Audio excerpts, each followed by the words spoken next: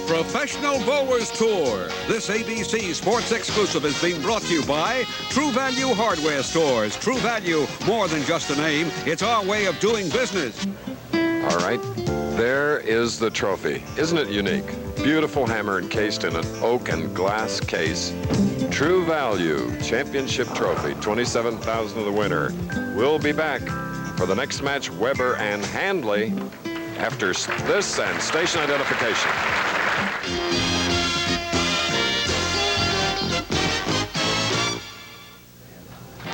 Back again in Peoria. Our first match has ended and the final score with 6 strikes. Pete Weber eliminating Kevin Gillette 222 to 195. A powerful game for the 19-year-old. And now Weber goes against the 29-year-old from Fairway, Kansas, a former school teacher, 29-year-old Bob Handley.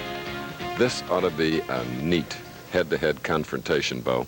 You're right, Chris. 2 power players right now.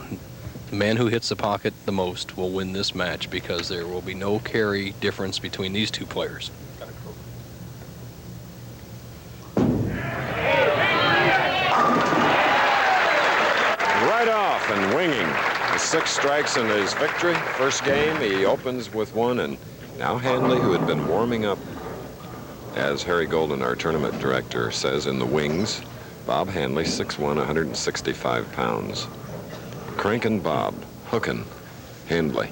Uses all the approach, and the most awesome, I would say, of all the power players on the tour. He really sprays the ball around and sprays the pins.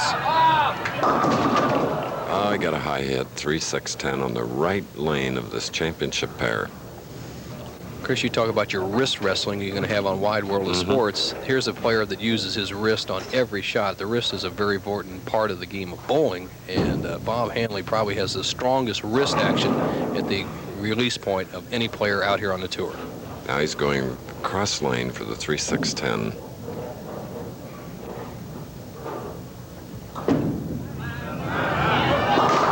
Oh, and Bob Handley left to 3. An open frame. You know, Bo, you mentioned power, and bowling as a professional is a lonely sport, but one of the loneliest is Nordic skiing, having been around it. But we're happy on Wide World today to bring a report from Oslo on American Bill Koch in the World Nordic Skiing Championships has won a medal. A first time in the World Championships for an American. Wide World today.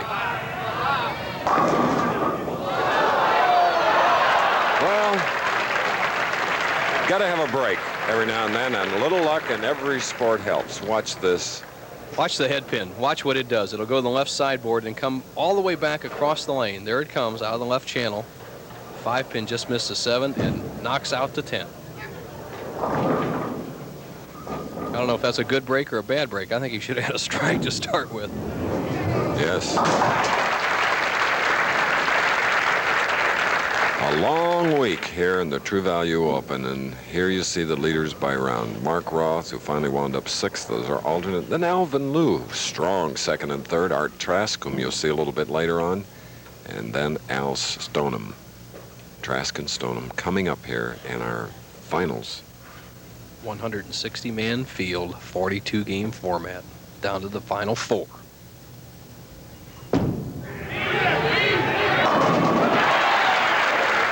Pete Weber has double, looking for his first victory. His opponent has 1 win. The pins just have no chance. Right in the swish spot. Watch the 5 pin. There, the ball just got it. Just straight back. That's awesome power to be able to spread the pins like that.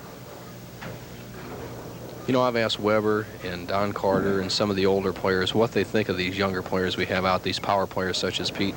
And in their day, they're not sure if the power ball would have worked, but nobody had the power that these young players are demonstrating out here on the Pro Tour. You mean conditions are different on the lanes? Very much so. Urethane finishes allow you to hook the ball a lot more and still control it. Powerful ball, 19-year-old Pete Weber. 3-bagger taking a 31-pin lead. Bob Handley, the veteran, he's been a PBA member for 5 with 1 victory, and that was in Alameda, California in '81. And in the True Value, he finished 3rd last year in Miami. We're in Peoria today.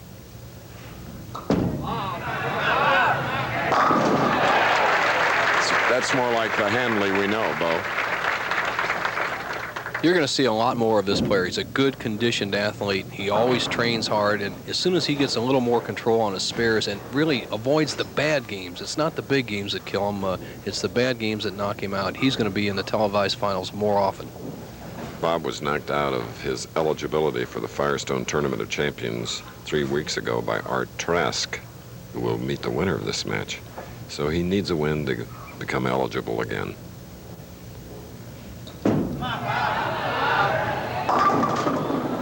High hit leaving the 3-6. Is he hurrying his shots? Very much so, Chris. You'll see the ball. He doesn't get it as wide as we've seen all week, so naturally it's going to go high. But, Chris, you picked it up in his third step. He's a little too fast. He's stiff-legged like the young Weber boy, and what happens is thumb drops down on his backswing, and he turns the ball too quickly, and it starts hooking up towards the nose, and he's always in trouble. Just like there. He covered the 3-6 in a hurry. Once he got on the approach, boom. A history major at Kansas State, former high school teacher, is trailing here in our second match as he goes against Pete Weber. More after this. We've returned to Peoria, Illinois. True Value Open. We're in our second game. If you just joined us, Pete Weber, who will shoot next with a 3-bagger up in the second game, defeated Kevin Gillette 222 to 195. Fourth frame.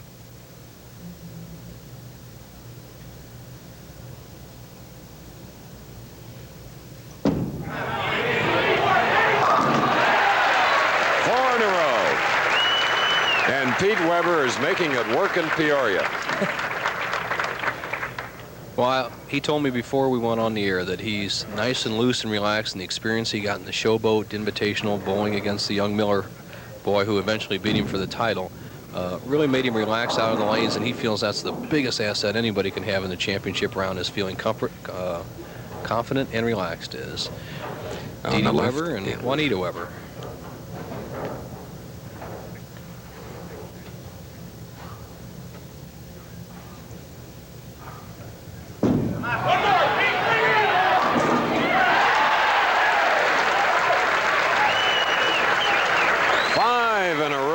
Second game, a replay. Watch the 6-10, the 2 pins on the right-hand corner of your screen. Watch the ball just overpower him as Peter's head actually got in the way, but the ball just takes the 3-pin, drives it in the 6. The 6, with all that power and spin, blows out the 10. All right, Bob Handley now alternating in strikes and spares. Unfortunately, an open frame in the first, and earlier we asked Hookin Bob, what are the hazards of the big hook ball? Here's what he said. 2. Well, the benefits of the big hook ball is all the strikes you can get, which are quite a few, and but the hazards are the tough spares we leave, the sometimes impossible splits, and once in a while, if you're playing the outside angle, one might dip into the gutter and be rather embarrassing. Well, there it hooked too much, crossing over and leaving the 3. The key to Bob's game is to keep the ball to the right. Now, the pair of lanes that we're using in a championship round have a characteristic of both hooking quite a bit. And to play hooking lanes, you always want to make mistakes to the right. When lanes are slick, you want to make your mistakes to the left. Bob is making mistakes to the left on a hooking lane. That's a disaster. All right, the winner of the second game from Peoria, Illinois, will meet Art Trask, who is warming up. Then our tournament leader, Al Stoneham. Winner today, $27,000. Next week in the PBA National in Toledo, Ohio, the winner will get $38,000, and Nelson Burton is really warming up for that event. $38,000 will make anybody chomp at the bit. Great tournament, the PBA National, the second jewel in bowling's Triple Crown. One more.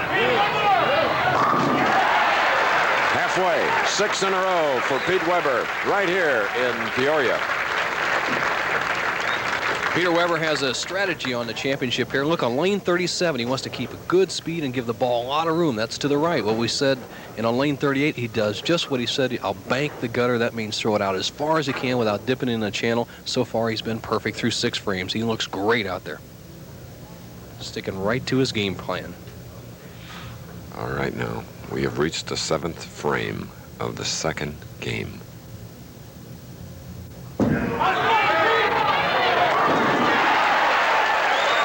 7 strikes in a row.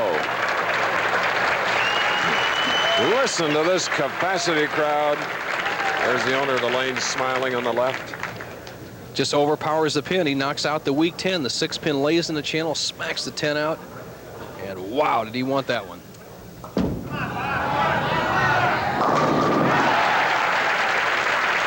Well, Bob Handley continues to strike and spare and strike. That strike in the 7th. But he's in against a whiz-bang.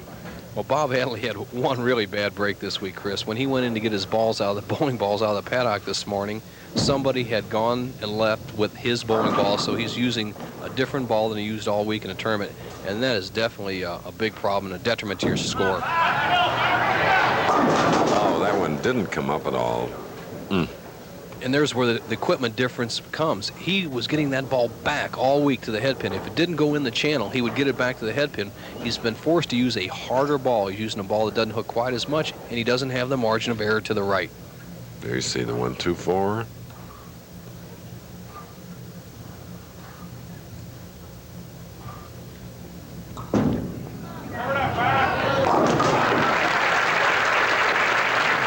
Great display of covering that particular leave here, and that was a spare in the 8th frame for Bob.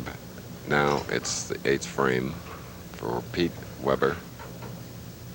We haven't had a perfect game on the championship round since 1974. Pete Weber has 7 strikes in a row to start the 2nd match. Yeah.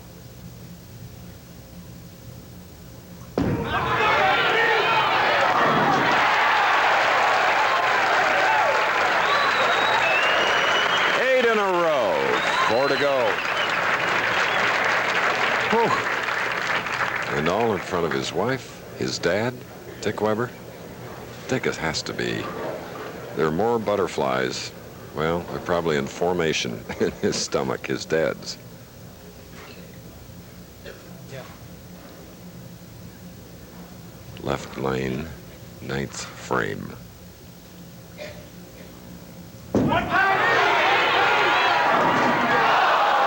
Well, a 4-pin standing in the way of a perfect game for Pete Weber. But he has an 80-pin lead in the 2nd game after winning the 1st game. Replay. It's difficult to roll a perfect game without getting a break. Peter kept the ball in the pocket, but he just didn't get the trip with the 2-pin against the 4. The 2-pin goes to the sideboard, goes between the 4 and 7, and fails to knock out the 4-pin. All right, spare in the foundation frame after 8 strikes. He gives one quick look up to his father, like, darn it. Well, we'll be back for more. We're going to take this break on our 2nd match with the 3rd coming up after this. All right, we're back again. Pete Weber finishing the game, leading by 94, 8 strikes in a row. Handley is finished with a 175, and of course, Weber is the winner, and we'll give you that final score after Pete throws his last ball here at the Landmark Recreation Center in Peoria. And of course, this 19-year-older will meet Art Trask in the semifinal. One more, Pete! One more! So, well, he's going to be in the 270s, only a spare in the 9th foundation frame. 104-pin lead at this point. Bob Handley finishing with a 175. Trask, a winner, Quaker State Open. Crossing over, leaving the 3-6 and a 277 to Bob Handley's 175 and 2 wins, and here's Bo. Peter, super. What was going through your mind when you had 8 in a row? You came up in the 9th frame, almost immortality. Well, I wasn't nervous at all. I just went up and I threw my best shot. I pulled it a little bit and I left 4-pin, but it doesn't matter. Well, everybody needs a break when they roll a perfect game. Did you think about the $10,000? Yeah, it was going through my mind. All right, Peter, you got 2 matches away from getting in the Firestone Tournament Champions, and we'll see what Peter can do against Art Trask right after this commercial message. Here at the Landmark Recreation Center, a big victory for Pete Weber, his 2nd of the afternoon, 277 to 175.